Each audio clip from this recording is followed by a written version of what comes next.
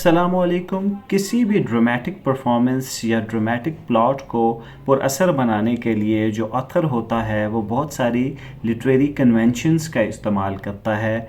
तो dramatic irony एक ऐसी ही कन्वेंशन है कि जिसे ड्रामेटिस्ट इस्तेमाल करते हैं ताकि वो अपने ड्रामा के प्लॉट को मज़ीद सिग्निफिकेंट और इंटरेस्टिंग बना सकें। तो आज की वीडियो के अंदर हम सोफोक्लीस, जो कि बहुत ज़्यादा पायनियर किस्म के ड्रामेटिस्ट थे, उनके एक वर्क एडिपस रेक्स के अंदर ड्रामेटिक आयरनी को ट्रेस आउट करेंगे।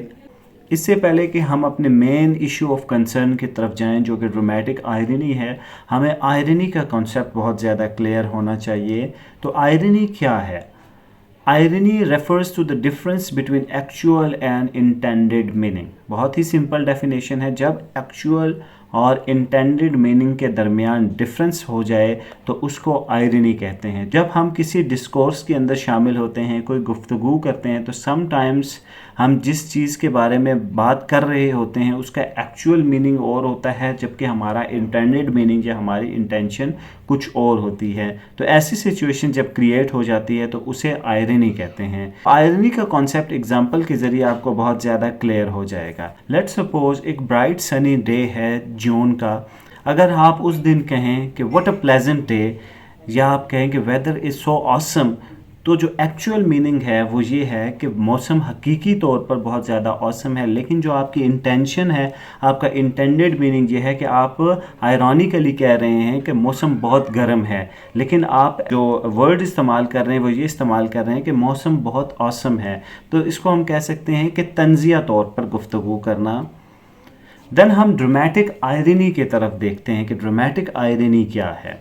ड्रामेटिक आयरनी के अंदर क्या होता है? सबसे पहले हमें पता होना चाहिए कि कोई भी थिएट्रिकल परफॉर्मेंस होती है या ड्रामेटिक परफॉर्मेंस होती है तो उसमें दो चीज़ें बहुत ज़्यादा इम्पॉर्टेंट होती हैं।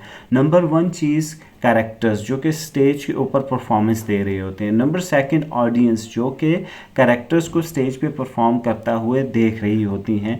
ड्रामेटिक आयरनी के अंदर क्या होता है? अब प्लॉट के अंदर कुछ सिग्निफिकेंट इवेंट्स हो रहे होते हैं। ड्रामेटिक आयरनी के अंदर जो ऑडियंस होती है वो उन एक्शंस की इम्प्लीकेशंस या फिर सिचुएशन के मीनिंग को समझ रहे होते हैं, लेकिन कैरेक्टर्स जो होते हैं वो उन मीनिंग्स को अंडरस्टैंड नहीं कर रहे होते। तो हम आसान अल्फाज में ये कह सकते हैं कि ड्रामेटिक आयरनी में ऑडियंस सिचुएशन को समझ रही होती है, लेकिन जो कैरेक्टर्स होते हैं जिनके दरमियान कन्फ्लिक्ट जारी होता है वो सिचुएशन को समझ नहीं रहे होते।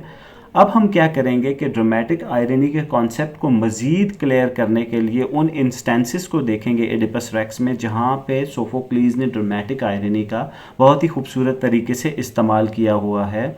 नंबर वन, जोकास्टा एंड लाइस। अब जोकास्टा एडिपस रेक्स की मदर हैं और किंग लाइस जो हैं एडिपस रेक्स के फादर हैं। अब देखते हैं क्या है। अब किंग लाइस और जोकास्टा ने क्या किया था कि अपने बच्चे एडिपस को कत्ल करने का मंसूबा बनाया था, क्योंकि वो चाहते थे कि वो जो फेट के रेवेजेस हैं उससे बचा जा सके। क्योंकि जो फादर थे एडिपस रेक्स के, किंग लाइस ने, उन्होंने एक प्रोफेसी करवाई थी कि जिसके मुताबिक उन्हें बताया गया था कि जो उनका बेटा है एडिपस वो उन्हें कत्ल करेगा और उन्हीं की वाइफ से शादी कर लेगा। तो किंग लाइस ने जोकास्टा के साथ मशवरा किया कि हम इस बच्चे को कत्ल कर देंगे।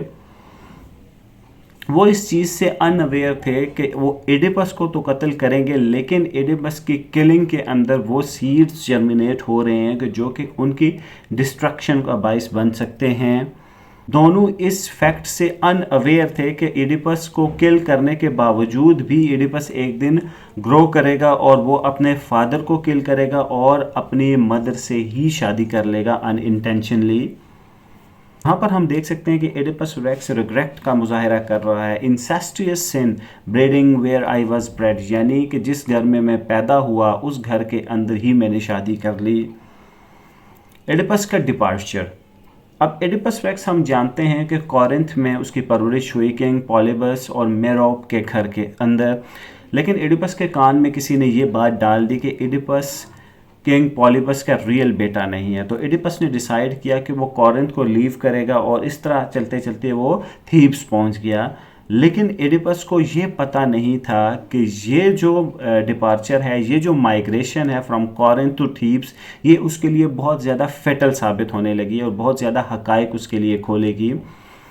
जैसे कि टेरेसियस ने कहा था, I say that the killer you are seeking is yourself. यानी टेरेसियस जब उसको कहता है एडिपस को कि जिस कातिल की तुम तलाश कर रहे हो वो दरहकीकत तुम ही हो।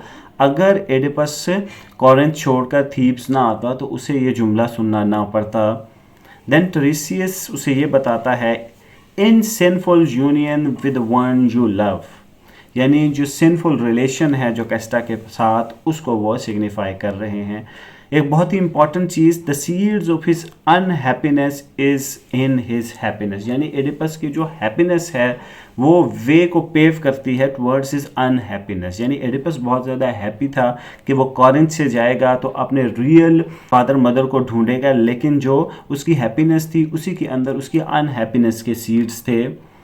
Killing of sphinx. अब स्फिंक्स क्या है? स्फिंक्स एक बहुत बड़ा मॉन्स्टर था कि जिसने थीब्स के अंदर बहुत ज़्यादा तबाही मचाई हुई थी। वो थीब्स के अंदर और भी बहुत सारे एक्शंस कर रहा था, लेकिन जो ट्रैवलर्स वहाँ पर आते थे वो उनसे कुछ पहेली या रिडल्स पूछता था, और अगर वो उसका क्वेश्चन का जवाब देते तो वो उनको छोड़ देता, वरना वो उनको कत्ल कर देता था।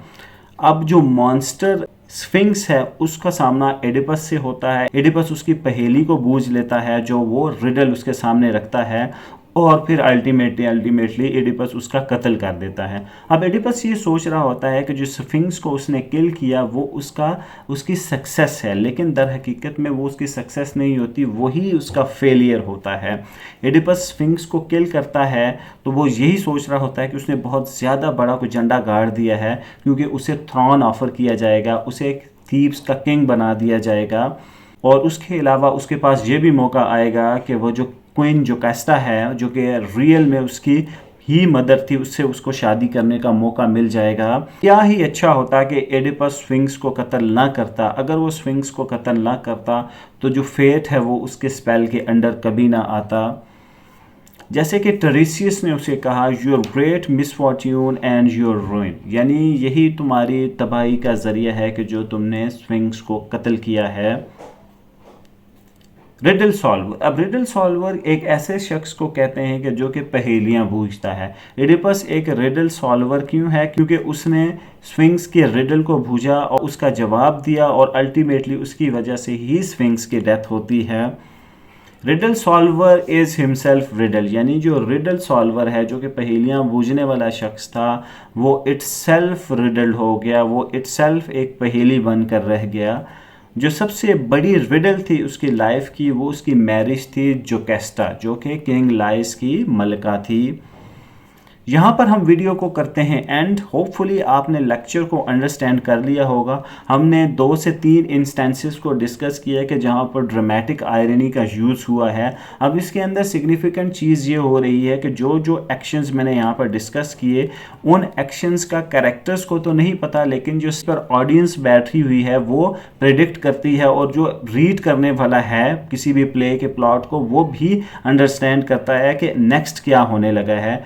तो यहाँ पर मैं आपसे इजाज़त चाहता हूँ। चैनल को सब्सक्राइब करें, वीडियो को थम्स अप दें। Thank you very much.